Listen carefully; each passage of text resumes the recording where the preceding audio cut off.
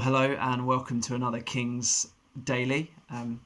My name is Paul Hatton, one of the leaders at King's Community Church based at City West, and it's great that I get to be encouraged as I record this. Hopefully you get to be encouraged as you hear it. We've been working through the New Testament letter of Ephesians, written by the Apostle Paul to the church, to Christians in Ephesus, to encourage them in their faith as they follow Jesus. They needed encouragement, as we all do as Christians. And we're in chapter 6, and we're going to be going through verses 5 to 9.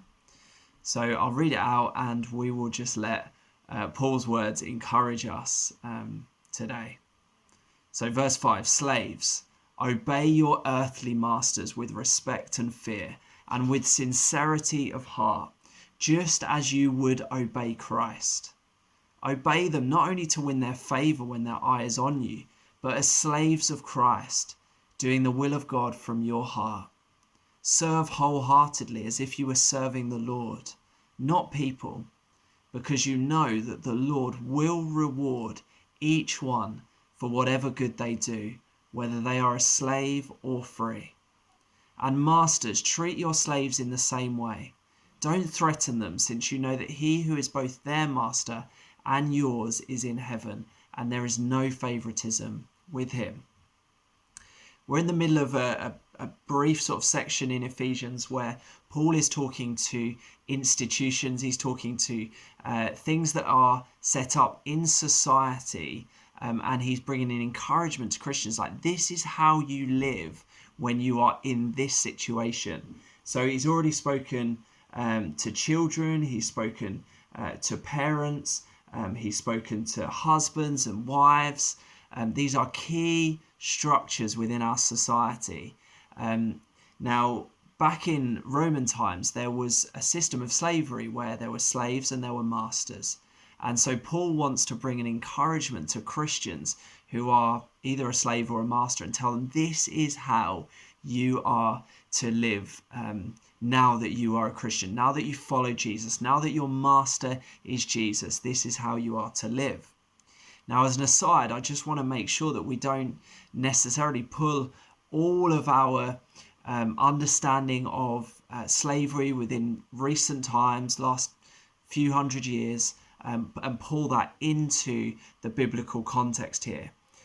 There is a lot that would have been different. There are a couple of things that would have been the same, and I think it's probably helpful for us to know this is the context that Paul is speaking into. Now, the two similarities would have been, firstly, that slaves were at times mistreated by their masters. And the other thing is that masters did at times mistreat their servants. Sort of two sides of the same coin. Paul is wanting to say to these slaves who might be mistreated, who might be taken advantage of, who might be physically, mentally, emotionally abused by their masters, horrendous treatment at the hands of their masters, not what God intended, not people following Jesus in the way that they are living out their life. He says to them, Christians, if you're a slave, if you're in that situation, he says, serve wholeheartedly as if you were serving the Lord, not people. What an encouragement. Interestingly, Paul doesn't first and foremost say, get out, find every way to just remove yourself. Paul is concerned here with the heart of the person. The reality is that there will be many situations in life that would cause us to not want to serve wholeheartedly, to not want to work wholeheartedly. Now, you might be similar maybe in one regard to these slaves and the masters, in that maybe you are being mistreated at work, maybe you're being taken advantage of, maybe you're being overlooked and gossiped about, and people are saying bad things, untrue things about you. Maybe that's the case, that you just can't and don't want to work wholeheartedly. Maybe your work is mundane and boring. Maybe you turn up and you think, again, serving wholeheartedly, I can't do it. Maybe you're not paid very much and you think you should be paid more, and you think, I'm not going to work that hard. There are a number of different reasons as to why we might not give of ourselves wholeheartedly to our work and our ministry and the things that we give ourselves to and serve in life. Paul wants to encourage us, in everything we do, have the Lord in mind. Have the Lord in mind. That behind every boss, behind every job, behind every person, behind every situation is the Lord, is Jesus. He is the ultimate master. He is the one that we serve.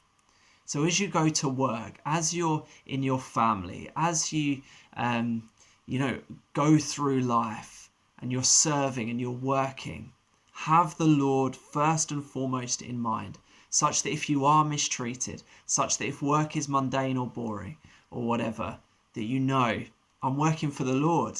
I'm working for the Lord. He's watching. He knows. I can be in conversation with him. I can get his affirmation of my work, and we can let that encourage us.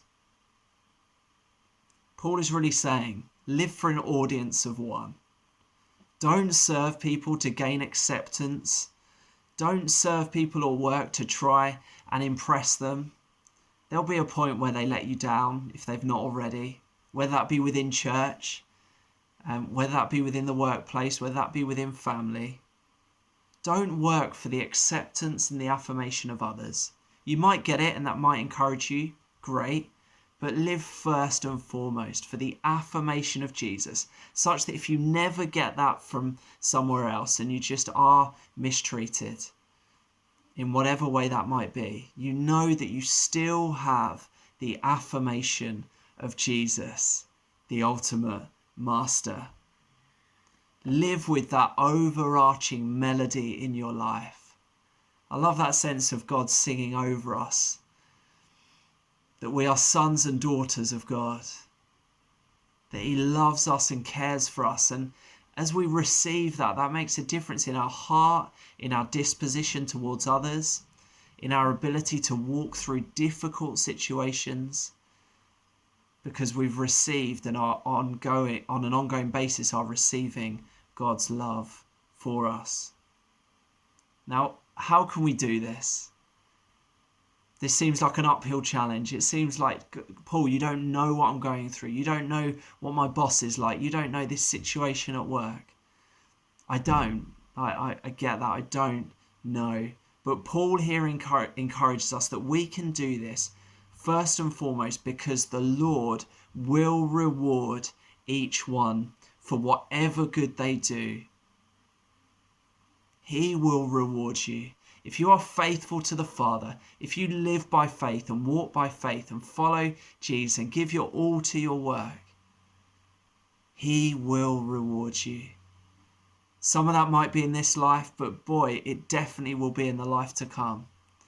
Rewards. The Bible is unashamedly talks about rewards in heaven. I don't know what that will look like, but I trust by faith that as I walk with Jesus faithfully, through the ups and the downs, through the repentance and the turning back to Jesus, that God will reward me in that.